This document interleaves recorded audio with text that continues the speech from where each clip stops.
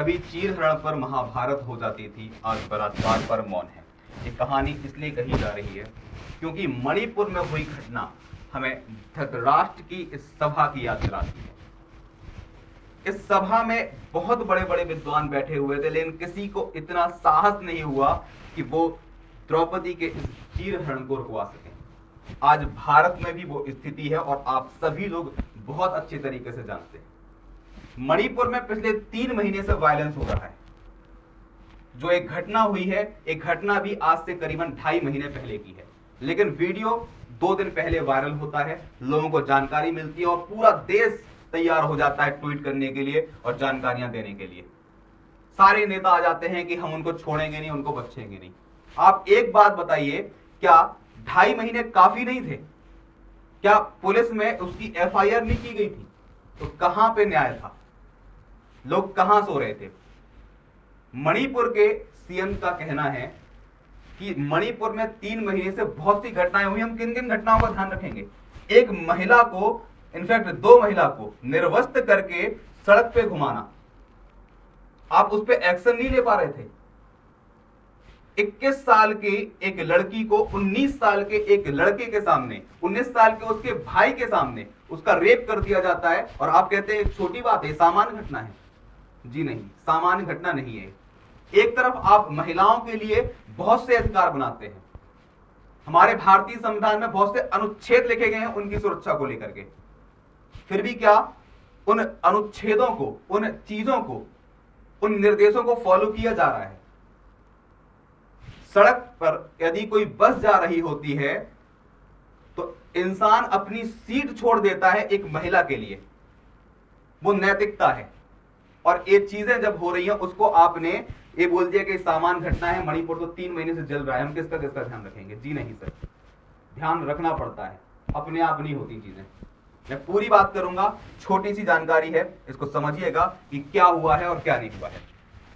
तस्वीर इस चीर हरण की इसलिए मैंने सामने लगाई है क्योंकि आज जो घटना हुई है वो घटना कहीं ना कहीं इस चीज से बहुत ज्यादा मेल खाती है। इनफैक्ट ये तो फिर भी बहुत ठीक था, ठीक नहीं था, मतलब ये तो फिर भी हम बोल सकते हैं कि एक मर्यादा थी, लेकिन आज जो चीज है उसको मर्यादा छोड़िए, उसको हम, जानवर भी ये चीज नहीं करते हैं, जानवरों से गिर करके ये चीज की गई है। कुछ बातें आपको यहां पे बताना चाहूंगा। मणिपुर में जो घटना हुई है, लड़कियों को निर्वस्त्र करके, उनका बलात्कार करके, उनको घुमाना, या फिर जो घटना हुई है वो घटना 3 मई 2023 की थी। सरकार क्या कर रही थी, एक क्वेश्चन मार्क है। आज जब ये बात सामने आती है या आई है, वो 19 जुलाई की बात थी। सरकार क्या कर रही थी भाई? 3 महीने 2.5 महीने सरकार कर क्या रही थी? मणिपुर क्यों जल रहा है उसका एक रीजन है। जिन व्यक्तियों को, जिन लोगों को ये पता नहीं है कि मणिपुर की परेशानी क्या है, पहले मैं आपको वो बताऊंगा, कारण बताऊंगा कि ऐसा क्यों हुआ, समझिएगा। मैं बात कर रहा हूं मणिपुर की, यहां पर एक डिस्टेंस लिखा हुआ है 65 किलोमीटर। में समझाऊंगा कि ये बात क्या लिखी हुई है। मणिपुर में 3 जनजातियां निवास करती हैं, एक मैतेई जनजाति है, एक कुकी जनजाति है, एक नागा जनजाति है। मैतेई जनजाति एक हिंदू जनजाति है, कुकी और नागा 2 क्रिश्चियन जनजाति हैं। मणिपुर की नागा और कुकी जनजातियों को आदिवासी यानी कि शेड्यूल्ड ट्राइब का दर्जा प्राप्त है और उनको विशेष संस्कृति के तहत अनुच्छेद 29 और 30 के तहत कुछ प्रावधान किए गए हैं। हम बात करते हैं मैतेई जनजाति की, जो कि हिंदू जनजाति है। 3 महीने पहले सरकार ने प्रावधान किया कि मैतेई जनजाति को भी आदिवासी करार दिया जाए, यानी कि प्रावधान था शेड्यूल्ड ट्राइब का दर्जा मिलने को लेकर के। जैसे ही एक घटना सामने आती है, जैसे ही ये बात सामने आती है कि मैतेई जनजाति को शेड्यूल्ड ट्राइब का दर्जा दिया जाएगा, तो कुकी और नागा जनजाति के लोग बौखला उठते हैं और विद्रोह शुरू कर देते हैं। मणिपुर जलता रहता है, कई महीने तक जलता रहता है, चाहे जो हो रहा हो, चाहे जो हो रहा हो। लेकिन कभी भी किसी व्यक्ति को यह करने का अधिकार नहीं था कि कुकी जनजाति की उन लड़कियों के साथ उनको निर्वस्त्र करके आप सभा में घुमाएंगे। ध्यान दीजिएगा, जो वो 2 लड़कियां थी वो कुकी समुदाय की थी, जो लड़कियां थी वो कुकी समुदाय की थी। जिन लड़कियों के साथ एक बलात्कार हुआ, उनको निर्वस्त्र करके घुमाया गया, वो लड़कियां कुकी समुदाय की थी। और तथाकथित आरोपों से पता चलता है कि जिन लोगों ने वो कृत्य किया है वो मैतेई जनजाति के लोग थे या मैतेई समुदाय के लोग थे। तो मैं सिर्फ इतना जानना चाहूंगा कि यदि कुछ भी हो, आदिवासी का टैग मिलना या कोई भी सरकार कर रहे हो, आप कितना गिर सकते हो कि आप उन लड़कियों को, उन बेटियों को क्या आप निर्वस्त्र करके घुमाओगे? क्या मिला उस चीज से? आज पूरा भारत, पूरा देश इस बात को जानता है कि कहीं ना कहीं यह चीज बहुत ज्यादा गलत है। मैतेई जनजाति को टैग फिलहाल रोक दिया गया है। मणिपुर के सीएम एन बीरेन सिंह जी का कहना है कि बहुत सी घटनाएं होती हैं, हम इन चीज को ध्यान नहीं दे सकते हैं।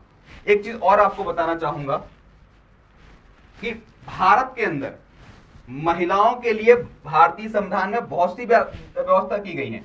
थोड़ी बहुत व्यवस्थाएं नहीं की गई हैं, बहुत सारी व्यवस्थाएं की गई हैं। डीपीएसपी के अंतर्गत आर्टिकल 42 बोलता है मातृत्व देखभाल के लिए। आर्टिकल 15 का थर्ड अनुच्छेद 15 पहली बात तो धर्म, जाति, लिंग फिर से बोल रहा हूं मैं, लिंग के आधार पर भेदभाव करने के लिए मना करता है। फिर भी महिलाओं की स्थिति को देखते हुए आर्टिकल 15(3) बनाया गया और उसमें बोला गया महिलाओं और बच्चों के लिए विशेष उपबंध कीजिए, क्योंकि हम इनको समाज का कमजोर वर्ग समझते हैं। कहीं ना कहीं शारीरिक क्षमता में एक महिला, एक बच्चा, एक बुजुर्ग, एक जवान व्यक्ति से कमजोर होता है। इसलिए 15(3) बनाया गया था ताकि उनके लिए अलग से कुछ विशेष उपबंध कर दिए जाएं। आर्टिकल 51 सब क्लॉज ए महिलाओं की गरिमा को ठेस पहुंचाने से रोकना। आप संविधान के अंदर सिर्फ ठेस पहुंचाने के लिए एक अनुच्छेद की व्यवस्था करते हैं और बलात्कार को रोकने के लिए कोई व्यवस्था नहीं है, या बलात्कार के जो दोषी है उनको पकड़ने के लिए कोई व्यवस्था नहीं है। मैतेई जनजाति के जो लोग वहां पकड़े गए हैं उनमें से एक व्यक्ति मुस्लिम भी है। अब क्या बोलेंगे आप कि घटना क्या थी, इन लोगों ने की या किसने की? फिलहाल अभी इस बारे में बहुत ज्यादा स्पष्ट कोई बात नहीं है। मैं सिर्फ सरकार से एक चीज पूछना चाहूंगा, आप जब अपने किसी भी चीज को लागू करने के लिए, अपने किसी प्रावधान को लागू करने के लिए हर चीज कर सकते हैं, तो क्या उन लड़कियों को न्याय दिलाने के लिए इतनी देरी करेंगे? कुछ टाइम पहले एक ट्वीट भी आता है, एक तस्वीर है, उसको मैं ज्यादा देर दिखा नहीं सकता हूं। ये तस्वीर है मणिपुर सेक्सुअल असॉल्ट के लिए सुप्रीम कोर्ट ने बोला है demands government action over video of women paraded naked.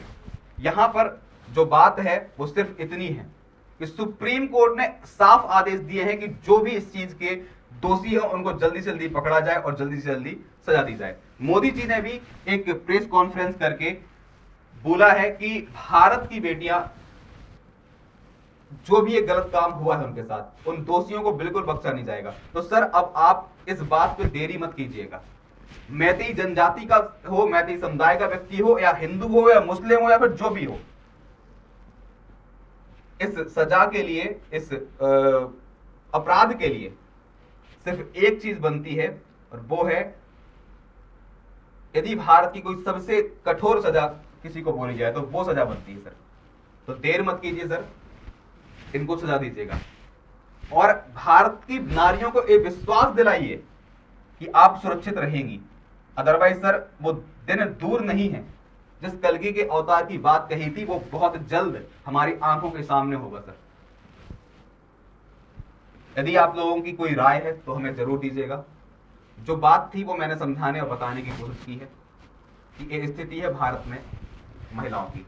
बहुत से प्रावधान किए हैं सरकार ने, बहुत से प्रावधान किए हमारे संविधान में, लेकिन मुझे नहीं लगता कि वो उन प्रावधानों को कहीं भी या किसी भी तरीके से फॉलो किया जा रहा है। हमने अनुच्छेद बना दिए, हमने आर्टिकल्स बना दिए, हमने अनुसूचियां बना दी, हमने सब कुछ बना दिया, हमने नियम धारा सब बना दिया, फिर भी हमारा कानून इतना ज्यादा लचीला है कि ये घटनाएं होती हैं। लोगों को डर लगता है सिर्फ अपनी बेटियों को, अपनी बहनों को बाहर भेजने से। बकैती करने से, बातें बोलने से सरकारें नहीं चलती हैं। सरकार चलती है विश्वास दिलाने से, एक्शन लेने से। आप अपने कानून को लगाने के लिए जब जी तोड़ प्रयास कर सकते हैं तो उन बेटियों को न्याय दिलाने के लिए और आगे ऐसी घटनाएं ना हो तो इतने सख्त कानून लाने की जरूरत है। आप बाद में टैग दिला देना किसी को, जनजाति का टैग मिलना है नहीं मिलना ये बाद में कर लेना सर। पहले आप कानून ऐसा लेकर के आइए कि एक महिला, एक बेटी, एक बहन खुले दिल से बाहर जा सके, बिना डर के बाहर जा सके। उम्मीद करता हूं कि सर आप तक मेरी या मेरे जैसे वीडियो बनाने वाले बहुत से लोगों की बात पहुंचेगी, और यदि पहुंचती है तो सर इस पर ध्यान दीजिएगा। और मैं अपने चैनल से जुड़े हुए छात्रों से बोलना चाहूंगा कि आपको इससे संबंधित जो अनुच्छेद थे वो बताए हैं कि क्या आपके राइट्स हैं, क्या एक लेडीज के राइट है, क्या एक महिला के राइट है। जो भी बच्चियां इस वीडियो को देखेंगी वो अपने राइट्स अपने अनुच्छेद के माध्यम से अवश्य समझिएगा। और सरकार से आप लोग भी जितना हो सके इस चीज के बारे में गुजारिश कीजिएगा कि सर यदि हमें राइट्स दिए हैं ना, अपने अनुच्छेदों में लिखी है बातें, तो सर इनको लागू करवाइए। लिखने से काम नहीं होता है, करने से होता है सर। उम्मीद करता हूं कि चीजें आपको समझ में आई होंगी। तो जुड़े रहिए रिजल्ट गुरु के साथ। Thank you. जय हिंद, जय भारत।